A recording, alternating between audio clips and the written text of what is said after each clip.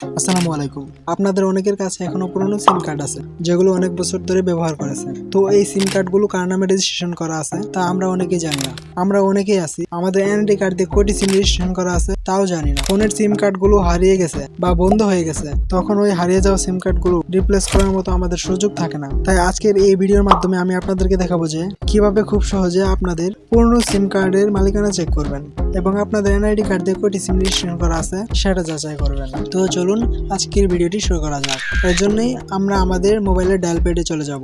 এরপর ডায়াল করব *16001#। আপনি যেই সিম থেকে এই কোডটি ডায়াল করবেন নিশ্চয়ই ওই সিমে ব্যালেন্স থাকতে হবে, মিনিট অথবা ইন্টারনেট থাকলে হবে না। অতঃপর ডায়ালে ক্লিক করে কল দিয়ে দিবেন। দেন এই জায়গায় আপনাদের এনআইডি কার্ডের লাস্ট 4 ডিজিটের কোড দিতে বলবেন। আপনারা আপনাদের এনআইডি কার্ডের লাস্ট 4 ডিজিট সংখ্যা দিয়ে দিবেন। দেন সেন্ডে ক্লিক করবেন। সেন্ড করার সাথে সাথে আপনার মোবাইলে একটি মেসেজ চলে আসবে।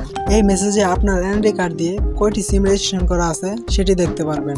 আর ওই সিম কার্ডগুলোর প্রথম 3 ডিজিট এবং লাস্ট 3 ডিজিট চলে আসবে। এভাবে আপনারা আপনাদের ফোনের মালিকানা চেক করতে পারবেন। তো আজকের ভিডিওটি এই পর্যন্তই। ভিডিওটি ভালো লাগলে অবশ্যই চ্যানেলটি সাবস্ক্রাইব করবেন।